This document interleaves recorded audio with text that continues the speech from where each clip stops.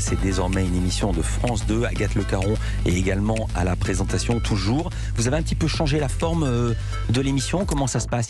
Il y a toujours votre interview, c'est plus tout à fait pareil et ça ressemble aussi. Mais oui, on ne change pas une équipe qui gagne, on a maintenant une interview les yeux dans les yeux, c'est-à-dire que les experts interviennent après, donc c'est des petits détails. Enfin, le diable se niche dans les détails, on le sait très bien.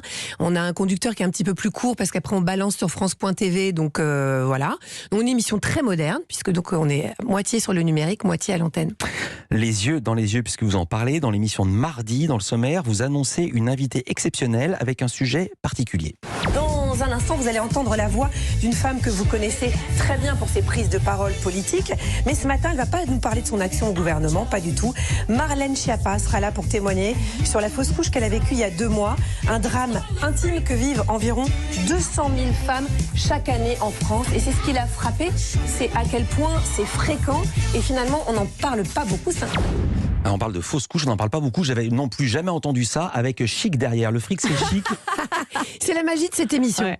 Mais on parle de sujets, c'est vrai, on le disait, Yasmine le disait très bien, on parle de sujets parfois très graves, et d'ailleurs qui nous atteignent, ouais. Parce que c'est parfois un peu compliqué pour nous aussi, en tant que buvards, mais bon, toujours dans la bonne humeur et toujours avec un petit peu d'entrain derrière. Marlène Schiappa, ministre déléguée chargée de la citoyenneté, après avoir été secrétaire d'État à l'égalité femmes-hommes, c'est elle qui a souhaité venir parler de ce sujet dans l'émission, ou c'est vous qui l'avez contactée? Non, c'est elle qui m'a contactée, et je lui ai dit que je trouvais que c'était formidable, effectivement, qu'elle vienne parler d'un drame intime, mais que la condition, c'était qu'on n'en fasse pas quelque chose de politique.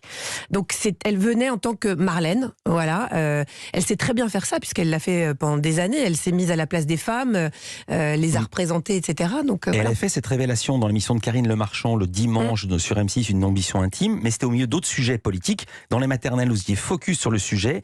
Et Agathe Le Caron, vous lui posez une question que peu d'animatrices auraient posée, ou plutôt pas comme ça. Quand vous avez compris qu'il y avait un problème, est-ce que vous avez pu en parler à votre hiérarchie? Encore une fois, c'est vrai que vous êtes dans un milieu qui est alors là, plus que particulier, mais je crois que franchement, on peut le dupliquer à toutes les femmes qui sont dans une entreprise. Est-ce que vous avez pu en parler pour dire il faut que je rentre chez moi parce que je me sens pas bien?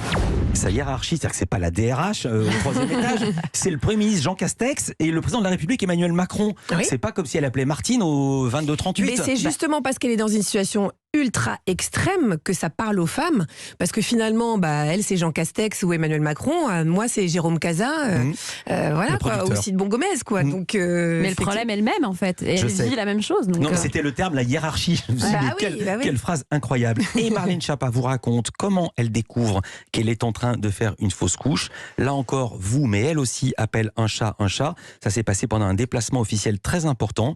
Je n'avais jamais entendu et encore moins une ministre parler de sa vie privée de manière aussi intime. Quand j'ai vraiment compris qu'il y avait quelque chose qui se passait, c'est parce que j'en étais au stade où je faisais une hémorragie en fait, pour dire les choses, et donc j'étais dans un déplacement avec le Premier ministre, avec d'autres ministres, un déplacement sur les violences conjugales. Je me sentais vraiment mal, et plus la journée avançait, plus au début je trouvais des raisons, c'est-à-dire je me disais je me sens mal parce qu'on s'est levé tôt, parce qu'on a fait un long trajet, parce qu'on est dans une petite pièce, ça doit être pour ça que j'ai le vertige, j'ai la tête qui tourne, etc. Et puis au bout d'un moment, il y a l'hémorragie alors qu'on est en plein déplacement, et donc là on comprend qu'il se passe quelque chose d'anormal.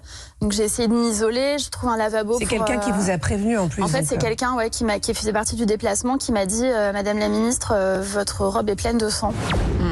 Pas de tabou dans l'émission. Pas de tabou dans l'émission, pourquoi? Parce qu'en fait, ce sont des choses sur le plateau, je dirais pas qui, mais on est allé peut-être 10 femmes, il y en a 4 qui ont vécu ça, exactement la même chose, dans leur entreprise. Moi, ça m'est arrivé en tournage pour d'autres raisons, c'était pas une fausse couche, mais j'étais enceinte et c'était compliqué. Enfin, je veux dire, on est entre femmes et on parle des sujets qui nous préoccupent. C'est pas parce qu'on est à la télé qu'on doit faire des chichis, parce que sinon ça n'a aucun intérêt. Et pour le coup, elle est courageuse. Je parle pas du tout de la femme politique, je parle de la femme, parce que là, elle vient quand même parler d'un sujet avec une honnêteté qui est franchement incroyable, quoi. Même unique. Émission composée en 2 parties à la Maison des